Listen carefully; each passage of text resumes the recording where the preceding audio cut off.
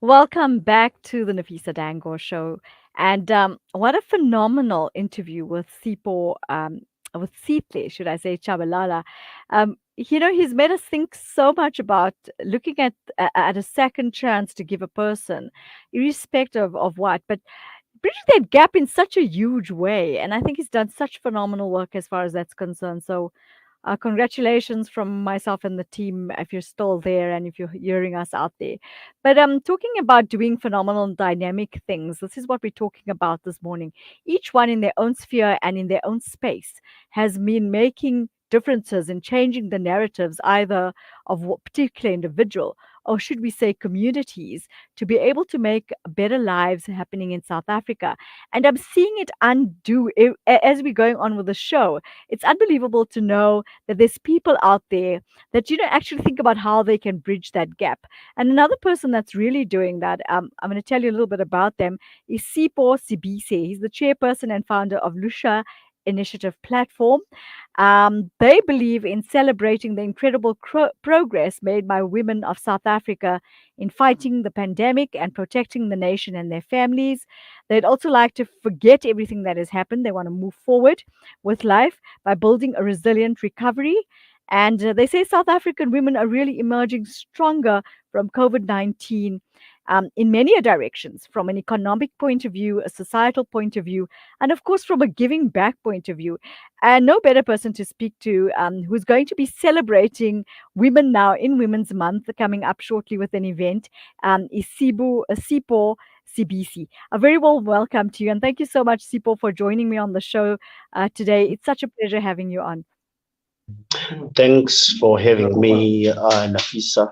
It's a pleasure.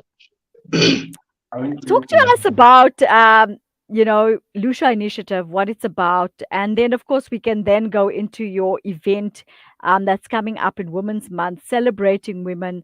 Of course, looking at them from the point of view of the types of, should we say, quality givers they are towards making better societies and increasing on communities and the quality of lives that these communities encounter. Um, First of all, Lusha Initiative, it's a non-profit organization which was formed by Sipho Sibisi and his student from Damelin College. The main aim was to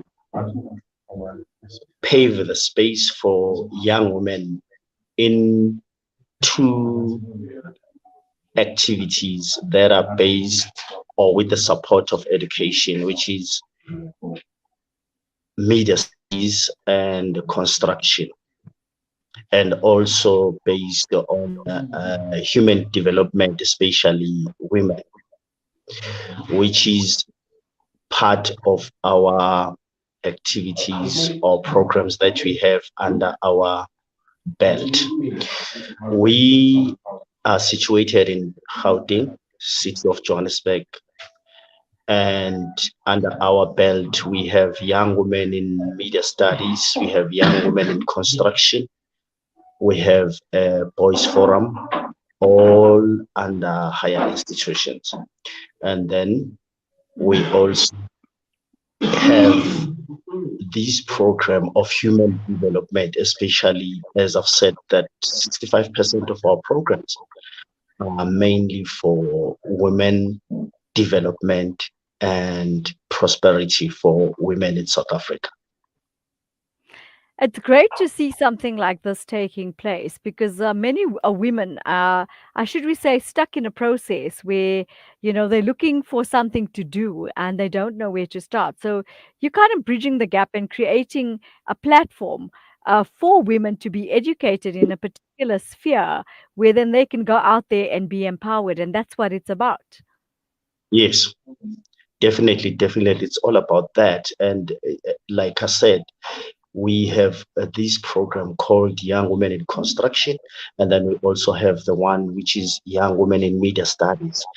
So what we are trying to do is trying to pave the space for inclusivity, opportunity, support, and also to grow, and also gaining and redeeming the respect that they deserve, because we are believing in women leadership. Mm. Which I Yes, think is very interesting. Interesting that you bring up the word construction, yeah, because this is something that many women would like to tap into. But I looked at, when you bring up the word construction, I think the first picture that comes to fore would be, but that's a man's job. That's not something a woman would do. And I think we need to change the mindsets of people going forward. That literally a human being, whether it's a woman or a man, is capable yes, of anything unless you tap into their potentials and grow their potentials. Because there's so many women that I see in the construction field that have so much to give, but yet don't have the space or the opportunity in order to do so. yes. Nafisa, it's all about the mentality that we have as human beings on earth, Mm, especially when it construction, because we thought it's a man's space, of which it's not. Uh, Remember that it's all about the capacity and the background and more information about whatever. If it's a course, then mm, with the institutions like Wits University School of Construction and also Wits University School of Civil Engineering and also Central Johannesburg College, which is part of Ellis Park. They all deal with construction, meaning they give information to mixed genders. It's either you're a female or you're a male. And then mm, thereafter, you go out and prosper yourself. So we are trying to redeem the respect for women because they undermine the capacity of women when they come to construction. Hence, you've seen that much men are occupying the space. mm. I agree Yes. with you there, but it's not just in that particular environment, Sipo. If you look at other environments, for example, should we say pilots? Are also, if you look at it, I mean, if I tell you I'm a pilot, you'd look at me and think, but you're a woman. How can you fly such a huge plane? That's not possible. So And I think what it is, it's about, do you agree with me? It's about educating, uh, should we say, societies and communities out there to be able to understand that a job is the credibility that you can bring to the table, irrespective of the type of gender that you are. true, true. As we've tapped into the pilot issue, that's another department which is having a mainstream only for males, and they really, really don't take women seriously. That's why we're having very few of women who are pilots in this country, and they can't even shine because they oppressed by the stigma of male sphere or male, what do you call it, space. Mm. So it's Yes, actually basically opening that, should we say, that opportunity for a person that has those type of potentials in that particular field to say, these are the skills we can give you in order to be able to go out there and do what you can do best. And I think that's where we need to change our mindset, where we look at people more for their potential and not the type of gender that they are. That's how we need to change that particular mindset. And that's what you've been doing. So let's talk yes. about your event coming up in August, celebrating women. And I think that's important because it's nice to see men coming into the field and into the sphere and recognizing women for the potentials that they have. And of course, coming into careers like you said, that people look at and think, "Oh my goodness, she's a woman. How can she, be a part of that?" And I think this is what your event is about: is celebrating those women that have gone out there, taken the extra effort and mile to be able to change that narrative. Yeah, the event is coming on the 8th of August, uh, 2022 at Bullion Room in Gold Reef, starting from 7 p.m. up to 11 p.m. The main purpose for this event is to celebrate women of South Africa who pull it through pandemic and whom we believe that most of them they were facing challenges at home, at working places, and also in the society, in the community at large. So we decided as an organization to come up with this event to celebrate women, and then we look for support from the government and private sectors. As I'm talking to you now, we Mm, are having from the MDDA, which is Media Development Diversity, and mm-hmm. then also BASA, which Yes. is as a Business Art South Africa, and also Gold Reef itself, and also to Sojo, which is south of Johannesburg. It's an organization which is owned by Mm, Nikki. And also, I just received a call from the development planning MMC, Belinda. She's keen to partake and support the initiative because at the end of the day, it's all about celebrating women and the strength from now and beyond. okay. So pen it out to us. Is it going to be an award ceremony? And what sort of processes did these women have to go through to be recognized in their particular fields? Okay, the first thing that we'll be doing, we want to check their mental status. And number two, we'll be discussing the challenges that they faced during COVID and the challenges that they are facing after.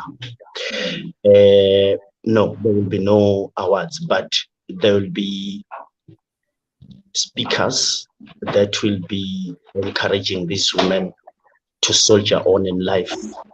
And then we'll have speakers the likes of Miss Ed, South Africa 2021, 2022, Lindy Wempanza from YFM. Mm-hmm. Uh, we'll be having Cassandra. Uh, she's a life coach. And then we'll have Connie Ramatibele. She's an acting director at Community Safe Department in the Gauteng. And we are still waiting for the confirmation of MEC of Development Infrastructure of Gauteng, Tasnim Matora. Mm-hmm. Will be trying by all means to encourage and redeeming the dignity and trying by all means to make sure that our women they are back on their feet and continue to support the community and the society that they are living in, especially their families, because in every successful man there's a woman behind. You couldn't have said that better. Sipho, what made you decide to do something like this and get involved? It's nice to see men supporting women because, we sometimes see it the other way around, where a woman will support a man and really move him forward.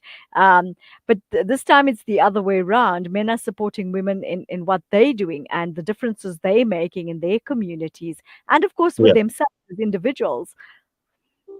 What is edged Uh, what is edged you on with this? It's interesting to know because, I want other men to understand what SIPO yes. stands for. I'm from the family of we are three siblings, right? There's only one girl in between the two boys. Mhm, So the reason why I decided to take this initiative and making sure that I protect women as I've protect my sister, mhm, wherever she in whatever that she's doing. She's got all my backbone. She's got everything. I'm supporting her through and through. So it is for that reason because we've seen that many women are under pressure outside the society, in their mm, families, and even in their marriages. So it's hard for them. and then no one is willing to support, no one is willing to hear their voices. So we are trying to tap in to say, here we are. There are good guys outside, there are good men outside who can take the initiatives and fight with the stigma of women's abuse and children. And there is life if we celebrate women. And then I wish everyone can see the way we see things, and Mm, especially leadership in our country and globally as a whole, mm, that we need to support women no matter what, and making sure that they deliver in whatever that they are doing, and then they prosper in whatever they're doing, but they need full support. I'm so happy because some private sector, they decided to come up to say we want to support this, and then mm, also Soweto TV and How TV, they will be part of the initiative in trying by all means to make sure that they televise this, and then see who are the organizers. Then they see that these are men who organize this, and then 100% of the audience is what? It's women. So women's in that day, they'll be sharing their challenges. They'll be sharing also the ideas of self-development mm. and the ways of tackling this poverty that they are facing. Because at the end of the day, we can have everything, but at the end of the day, our children, they are waiting for their parents, especially women, to say, what are we going to do?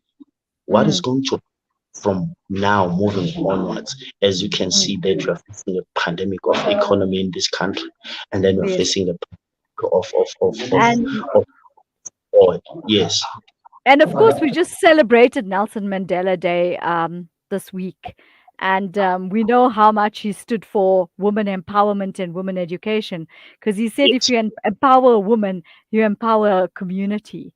And it's great to see that you're following in suit with that particular quote, because what's going to happen is inevitably these women that are going to be educated. And I think it's also about changing mindsets, Sipo. It's about going out there and changing the mindsets of the communities and society at large to be able to be educated, to understand that now is the time that the transitions need to start taking place so that we can have a more efficient working South Africa.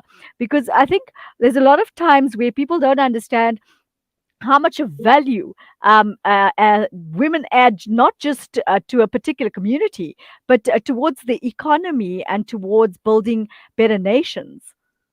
Mm, mm, mm. So you've got it right, because we are trying by all means to make sure that we change the mindset, and we would like to start from ground to teach the boys who are still at school. That's why we are having this initiative called Boys Forum. It's for tertiary boys just to sit down and discuss such issues. Hmm. How to care of a woman, how to respect women, how to make sure that you protect and support, and then trying to implement the seed that these are your sisters, Mm. and put them in the institutions, but they are your sisters. Make sure that you keep them warm, protect them at all cost. Mm. I think it's Yes. imperative because the thing is, I mean, another issue that's I think women are facing, and I just spoke to Zint, one of our other guests earlier, as GBV, and I mean, as our president has said, it's a huge pandemic that's taking place, and women are striving through this. They have no way out of it. Some of them just stick to the situation because they have nowhere else to go. So it's about, I think, changing the narrative of the entire nation one step at a time. And I think starting this way is through job spheres, we start creating that respect and that understanding. And of course, looking at the value in a woman as opposed to, looking at the worst in them through GBV. And I think that's something which is going to be one of the ways of changing that mindset and the way we see things going forward. True, Nafeesa, true. And we want to see the government, especially, Yes. uh, put these women on positions, not just positions, but these big positions and the so-called the big six positions. Mhm. If we can see a woman being in charge of being a community safety, Mm. SAPS, Mm. and then we see women taking over as justice. I was hoping that our president was going to choose, forgot her name. She was the only candidate when it comes to judges who wants to take over as a head of judges in South Africa. Unfortunately, I was looking forward to that. Also, the likes of SAFA, South African Mm. Football Association, Yes. with Yali Dwaba was going to take over. So you see such things of undermining the capabilities of women. It's a stigma. Like I've mentioned these two things. The judges here in South Africa were all backing up the women to take over, unfortunately. And then also Uh, on this, Uh, uh, Sipa, let me come in there because we don't have much time. Do you yeah, think that maybe you could work with government where you create educational and awareness programs to make to go into communities and educate them about the relative things that they can do to change the perspectives and should we say the positions of women by educating them? And I think it's important that rollouts like that need to take place because until we don't do the education process, as you said, nobody's going to understand that they need to change that mindset. actually, you've got it right because there's a agreement that we've just signed with the Gauteng Department of Education, the office of Elise Groneman. Right. Uh, and she's a head of school management in Gauteng. She adopted that on Monday. I'll be in Midlands. She will give me the name of the school tomorrow, where I'll Mm-hmm. be visiting girls and trying to instill this mentality that they must take over the position and then they must empower themselves with education and making sure that they fight for the position. Doesn't matter whether it's occupied by males, but they must make sure that they fight all the way and making sure that they obtain and get the positions.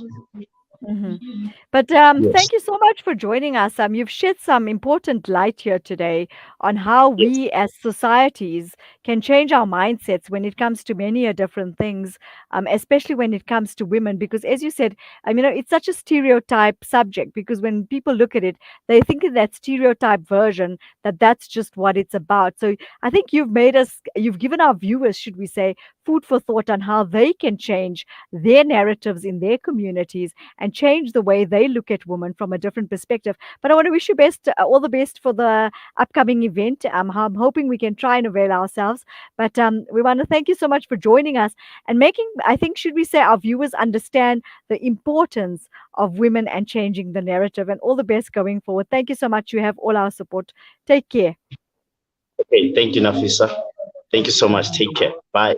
Bye bye. That was Sipho, should we say, CBCC, from Lusha Initiative, talking about the importance of women, recognizing them, changing the narratives, and of course, creating that credibility and the value and the essence behind women and what they do. And I think it's about time we started changing that narratives so we build better societies. And no better way to say it than Nelson Mandela said it. Of course, if you empower one woman, you empower a community. Stick with us. We'll be back with you in a sec.